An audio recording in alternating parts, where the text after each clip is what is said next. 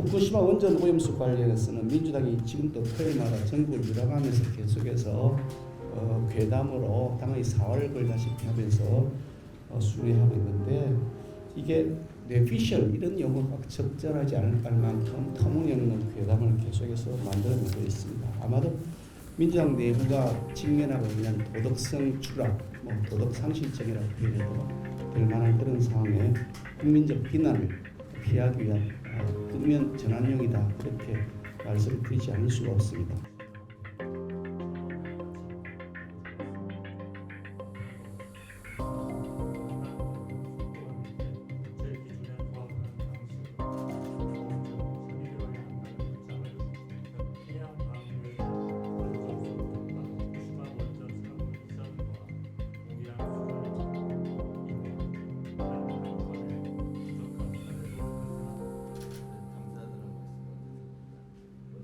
파리에서 열린 앞서 대표님, 원내대표님 좀 과학의 분야에 정신들이 나서서 반지성적이다, 저는 그렇게 생각합니다. 지난 한 주는 당으로서도 지도부가 출범한 지 100일이 되는 날이 있고, 또 대통령께서도, 윤석열 대통령께서도 취임하신 지 400일이 되는 날이 있었기 때문에 지난 한 주간은 나름대로 의미가 있었던 것 같습니다. 100일, 400일 지나면서 당과 정부와 그리고 대통령실과 사이에서 생산적이고 건강한 협조 관계를 통해서 민심을 잘 챙길 수 있는 시스템을 완비한 기간이었다, 그렇게 말씀드릴 수 있을 것 같습니다.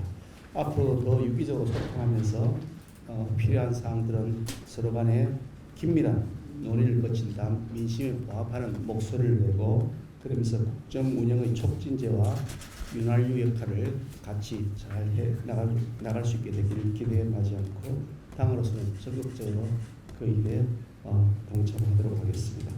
안정적인 시스템이 구축된 만큼 이제부터는 다시 한번 또 진일보에서 민생을 좀 더 디테일하게 챙기는 성과를 내야 될 때가 아닌가 하는 생각을 합니다. 그래서 금년 연말까지 사이에 우리 민심이 체감할 수 있는 그런 변화를 만들어 나갔으면 좋겠습니다.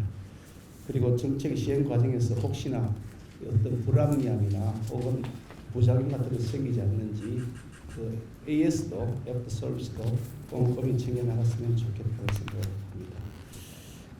사실 오늘 우리가 논의해야 될 세 가지 안건들이 따지고 보면 굉장히 중요한 현황일 것 같습니다. 후쿠시마 원전 오염수 관련 대응 상황과 현황, 하절기 취약계층 보호 대책, 범죄자의 진상 공개 확대, 국민 모두가 굉장히 큰 관심을 가지고 있는 현안이기 때문에 우리가 큰 책임감을 가지고 오늘 논의했으면 하는 생각합니다. 후쿠시마 원전 오염수 관련해서는 민주당이 지금도 토요일마다 전국을 유람하면서 계속해서 괴담으로 당의 사활을 걸다시피 하면서 순회하고 있는데, 이게 뇌피셜 이런 용어가 적절하지 않을 만큼 터무니없는 괴담을 계속해서 만들어내고 있습니다. 아마도 민주당 내부가 직면하고 있는 도덕성 추락, 도덕 상실증이라고 표현해도 될 만한 그런 상황에 국민적 비난을 피하기 위한 국면 전환용이다, 그렇게 말씀드리지 않을 수가 없습니다. 원전 오염수가 방류된다 하더라도 태평양을 돌고 돌아서 4, 5년 후에 우리나라 해양에 도착한다는 것이 과학적인 내용인데도 불구하고 무작정 괴담 그리고 공포를 조장하면서 소금 사재기 같은 이런 기이한 현상까지 만들어내고 있습니다. 결국 민심을 더 흉흉하게 하고 민생을 더 괴롭히는 결과를 민주당이 야기하고 있다. 그 책임을 져야 될 것이다 말씀을 드리지 않을 수가 없습니다.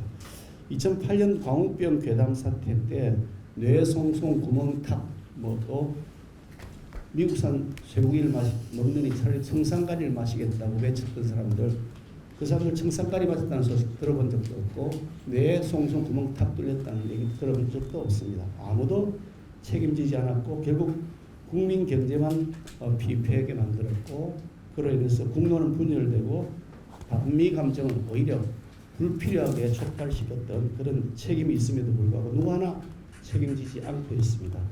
그때의 그 추억을 다시 되살려서 야당은 국민 불안은 어떻게 되든 민생 경제는 어떻게든 관심이 없이 민주당부터 살고자 하는 식의 선전선동에 매달린 것 같습니다.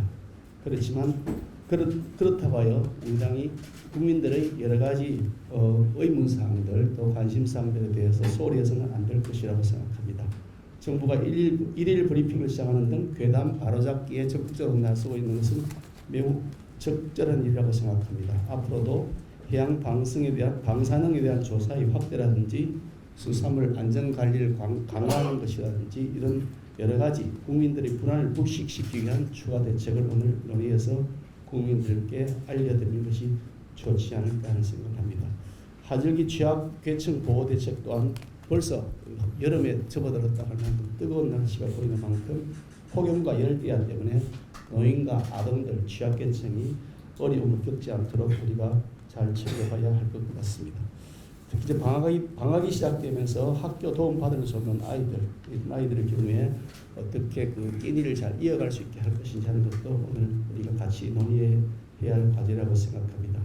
마지막으로 그 중대범죄자 신상 공개에 대해서는 국민적 관심이 뜨겁게 높아지고 있습니다. 이제 더 이상 우리가 과거의 제도에 연연할 때가 아니다. 여성과 아이를 둔 부모들이 불안을 해소할 수 있도록 보다 적극적이고 과감한 조치가 국민 눈높이에 맞는 수준으로까지 될 수 있도록 해야 되겠다 이 생각을 합니다. 우리 정책의장님께서 개선을 담은 돌려차기 방지 3법 발의하신 것으로 알고 있습니다만 그런 내용 포함해서 효율적 방안들이 오늘 마련되었습니다.